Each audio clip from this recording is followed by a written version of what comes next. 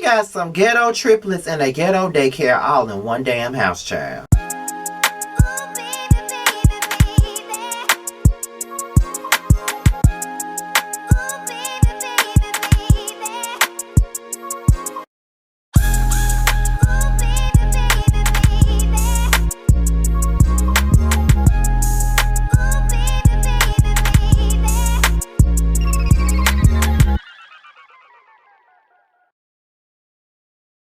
What's the business, y'all? This be your boy Scotty by Nature TV, and we're here for another review of the Belle Collective Season 1, Episode 3. So let's get right on into this shit. Y'all already know I'm ready to review this shit already, okay? So let's get into it. So we open up with Tambra Cherie, okay? Now she goes to her parents' house, and her parents are, like, I love this scene with her and her parents. Like that whole scene was everything to me, okay? So they start sitting down talking, and apparently her parents have been married for over 50 years, and you don't see people married for that damn long. 10 years is a success these days. So, you know, seeing a married couple being married for 50 years is a whole lot. Like, I know they went through a whole bunch of storms, tornadoes, hailstorms, blizzards, and everything in the world, but they still here. So shout out to Tamra's parents for being married for 50 years, and I think that that's what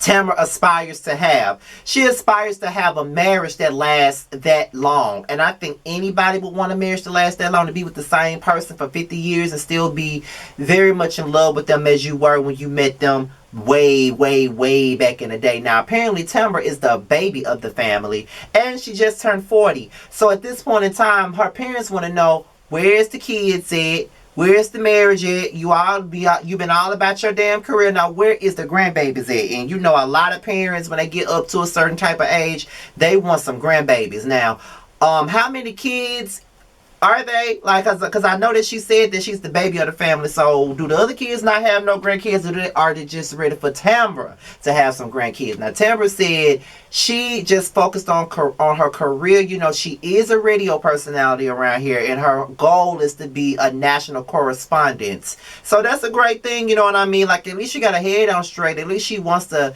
have a career or whatever that will work for her and for her child. But she did say that hell, if you want me to, I could just go and get my eggs and we can have a surrogate in 9 months and you will have a baby, you know what I mean? But looking at those pictures of her and her parents when they were young, they were an attractive couple. Like, I don't care that much for Tambra on this show because I already don't like her voice on the radio at all, but I think that the more we see her, the more likable she becomes, I guess. Like, I mean, I could get past that annoying ass voice. If I got to hear it on the radio whenever I'm trying to listen to Ricky Smiley in the morning, I can get past any damn thing. But at the end of the day, I like that scene with her and her parents. That was really fly. I like that. So shout out to Tamra for that. So Pumpkin, Antoinette, and Antoinette's friend Kaylon comes to Antoinette's little practice that she's building. Now, is it just me?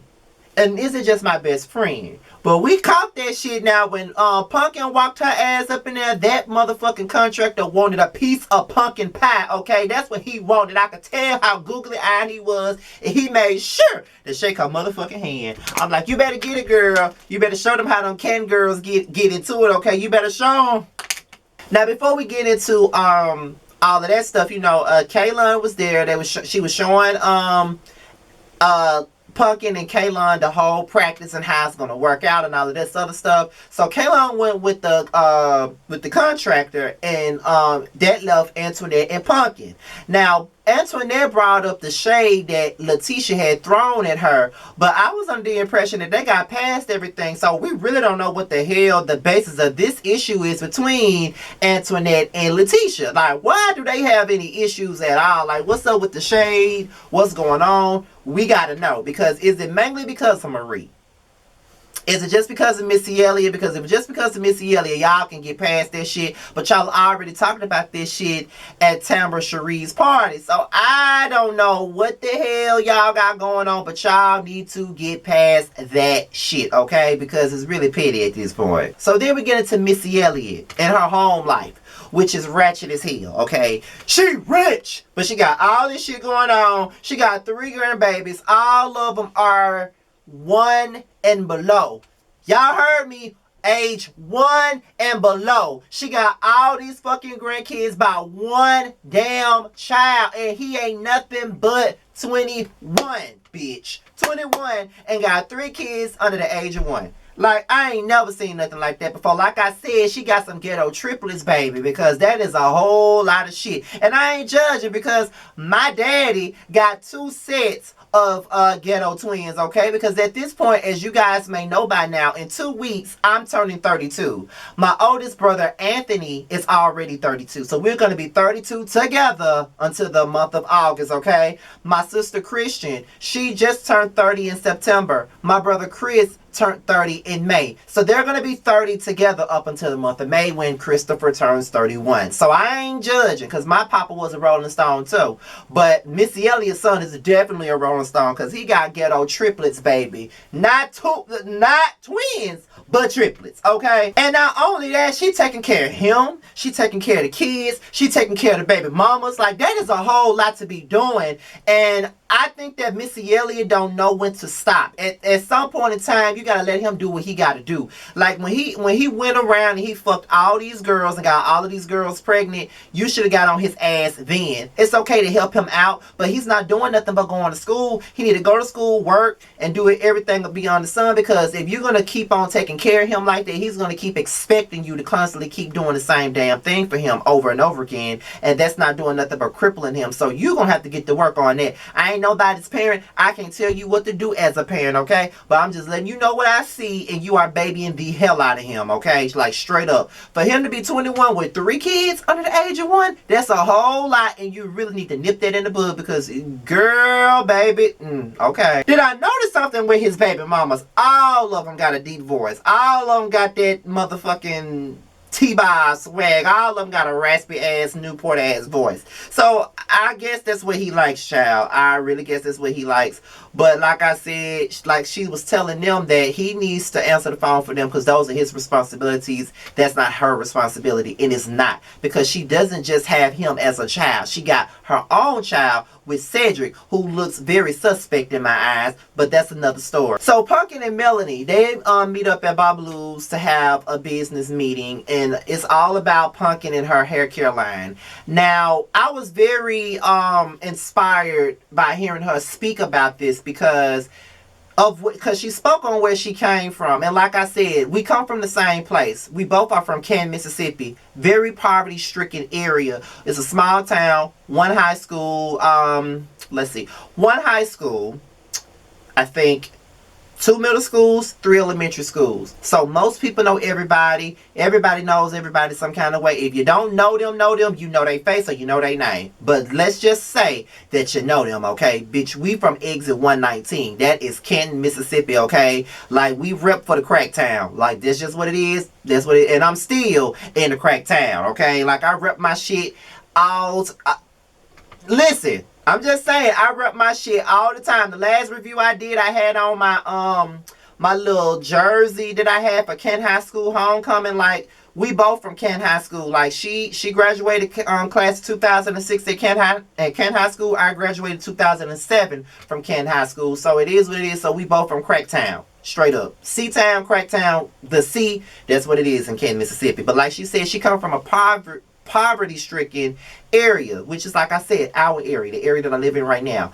And it's amazing to see somebody that came from where we're from where we are from, and get to where she's at. She was able to get her business up, was able to be a millionaire, and now she's on her way to working into being in a hair care business and trying to get her hair care line out in major, you know, beauty retailers. And that would be a great thing, not only for her, but that'll be a win-win for everybody in the city of Canton, because people don't think that we got talent around this bitch, and there's a lot of talent around here. I mean, you got me, you got her, you got the girls, and one of the girls that that I know, Shanae, I think she did makeup for some of these girls, for some of these women on this show. Like, it's a lot of talent where we're from, and people be sleeping on us all the time. It's a lot of talent, and then on top of that, you got rappers in Canton that actually know how to rap and actually make good music. It's a lot of talent here. So I just feel like people like her gives other people that's from here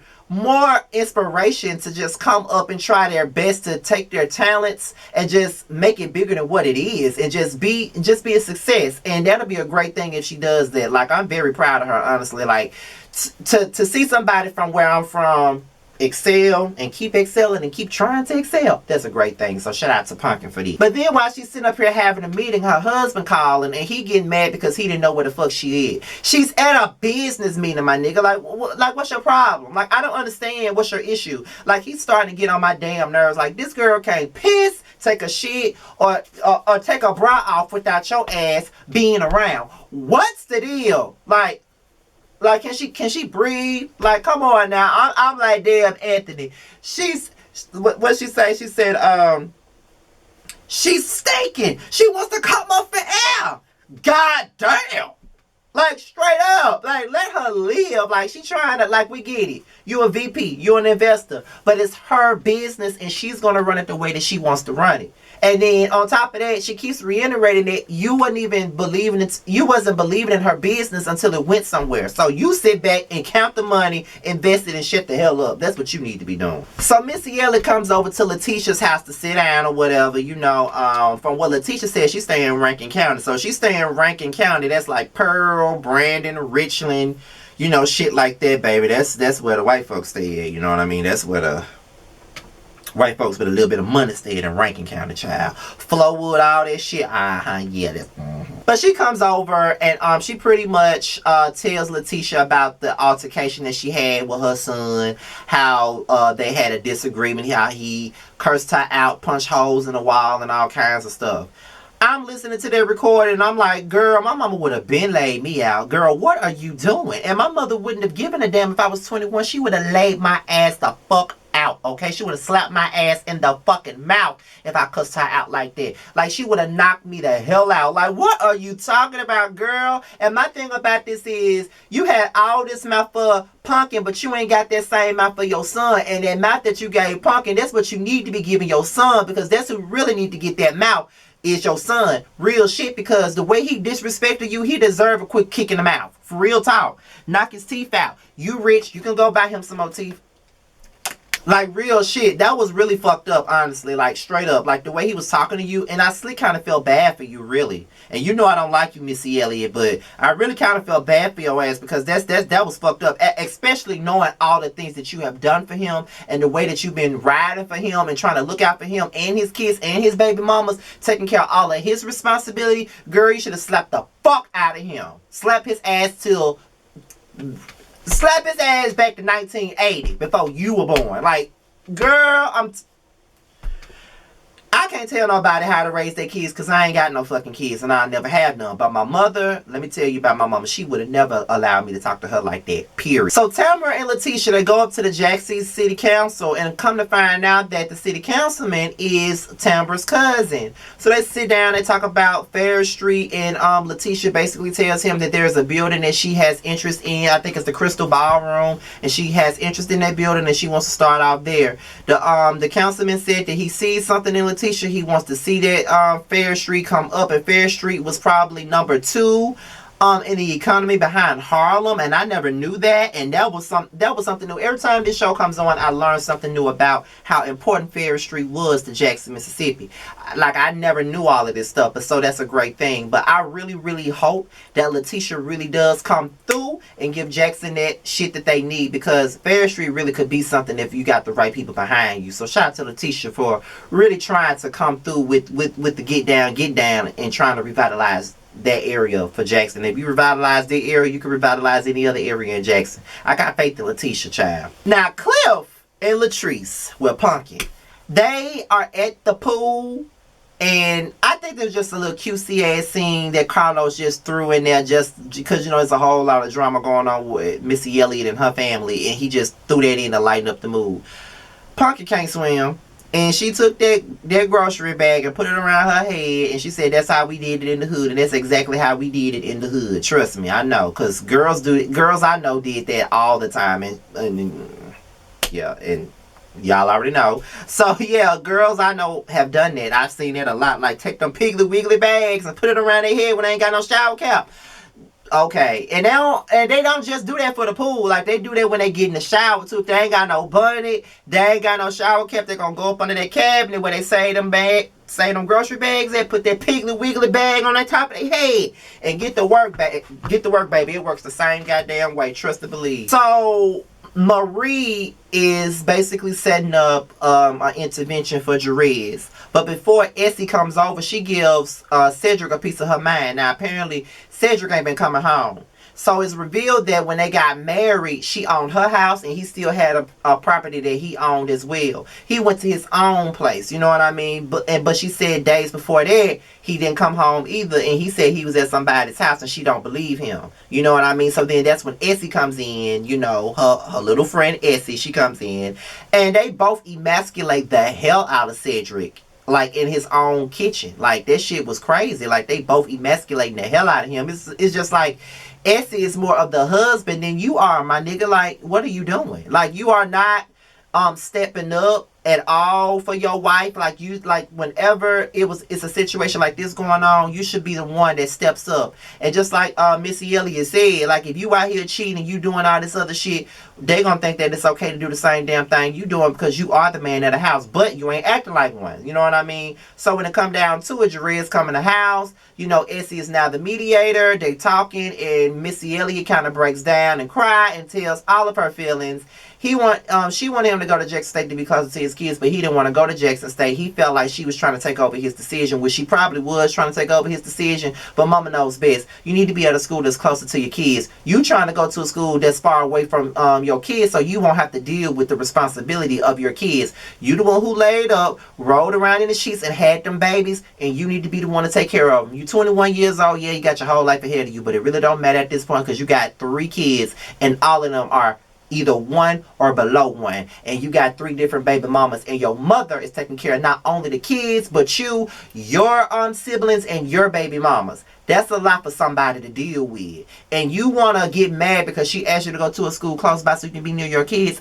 That's some bullshit. But that's partially her fault because she raised you with a silver spoon in your mouth, and now that you grown up, you feel like you still ain't got to do shit because your mama's still taking care of everything. One thing about me is this right here. I'm 31 years old. Even when I wasn't working and I was at home, which I still am at home, I never asked my mother for anything. Like, if I didn't have it, I just didn't have it. Like, I had my little side hustles, and that's how I was making money up until I got a job. Now, at the place that I'm at right now, we have a big ass house. I pay bills just like she fucking do. I have my own side of the house, and she got her own side of the house. My brother go to school. My sister got her own place, and I am at home, and I am cool with it. I ain't married. I ain't got no kids, so I'm not in no fucking rush. So even though I'm at home, my mother doesn't have to help me pay for a motherfucking thing. Hell, I help her pay her fucking bills. So what are you saying? So at the end of the day, like, that's BS. Like, straight up. Like, you got all that responsibility and you ain't trying to take it. You got your mama taking care of your responsibility. That's some bullshit, my nigga, and you need to watch it with that. For real, because that ain't no way you roll. Period. But with that being said, y'all, this be your boy Scotty by Nature TV. Be sure to like, rate, comment, subscribe, and share this video. Do whatever you see fit. If you want to follow me on social media, it will be at the bottom of the video. With that being said, you guys, I'm signing out. I'll talk to you guys later. Peace out.